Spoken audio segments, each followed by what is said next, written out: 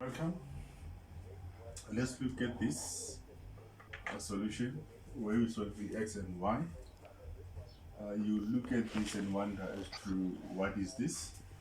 You will then know that this we call a complex equation. Complex equation in the sense that there's a complex number there, or there's a complex part of the number. So how do we go about solving such questions? We are saying that you will concentrate on the left as well as on the right. Identify what is real from the left and from the right, and identify what is complex from the left and also from the right. So you would then equate the reals together as an equation, and you would then equate the complex together as another equation, and the two equations you would then solve them simultaneously if ever a need arise there. This means that I go to the left, I identify my real part. My real part is 4x. There isn't any other real part, so this must then equal the real part on the other side. On the other side, the real part is 8. Now this forms an equation. Now if you then go back, you then identify the complex on the left, and then this would be same as the complex on the right, and that then forms an equation. Now here you can see that from equation 1, x is 2, because you divide by 4 there, divide by 4 there, 4 into 8, divide twice, and therefore what is y? Y will be 1 over 2, because you divide by 14, you divide by 14, 7 into itself once, into 14 twice. Now this would be the solutions for this complex equation. So this is a very simple introductory problem. I want us to use this knowledge here and do the number A problem, which was uploaded earlier. Now let's do number A. Let's do number A quickly. This would be the solution. Now let's go and do number A. Now number A would be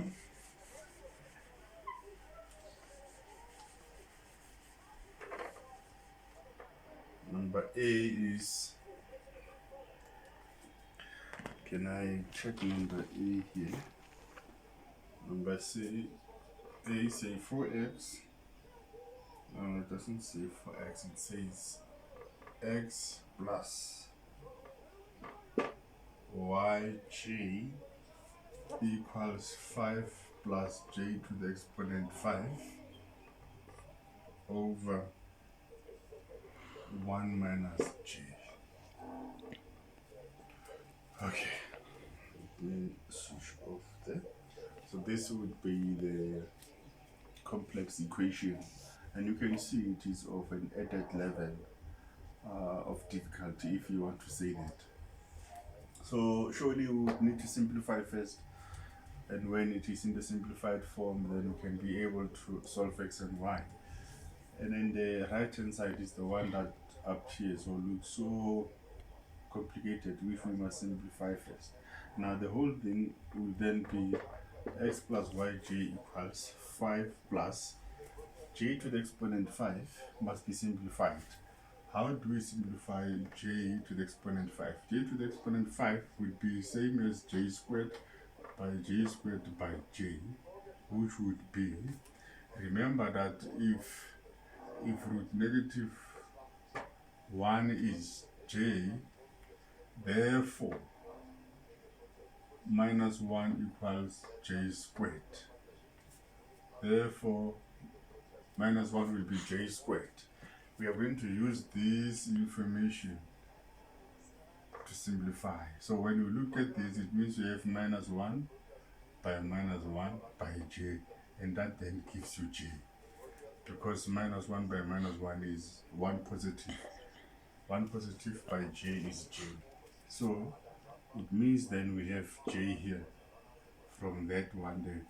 The other advanced way of doing it would be, if you say j squared, if you raise this to, if you raise j squared to 2, then it means of what, minus 1 raised to 2 by j.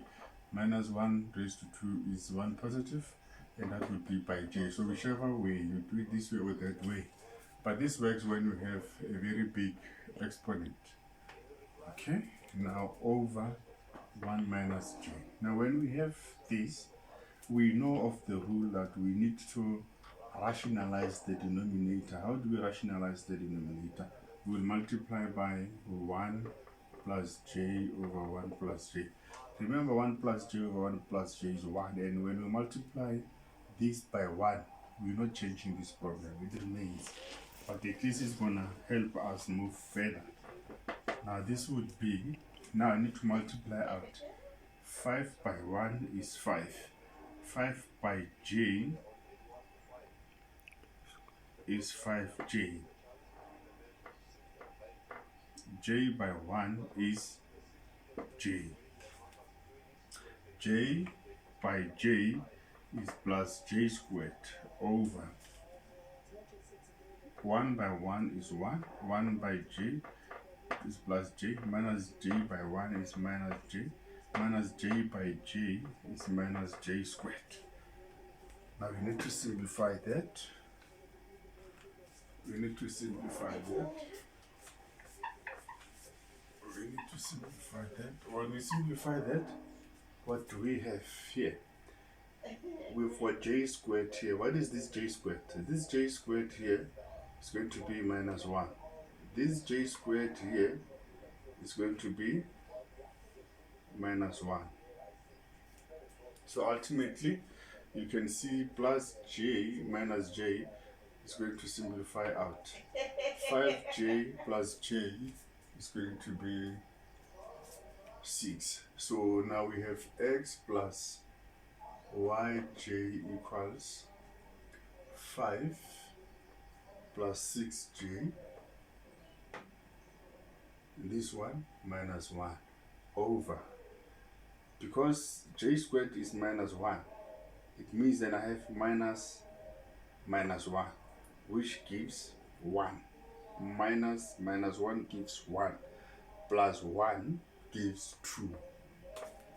Now this is x plus yj equals 5 minus 1 is 4 plus 6j all over 2. So I can here simplify further and say x plus yj equals 2 into 4 twice, into 6 3 times.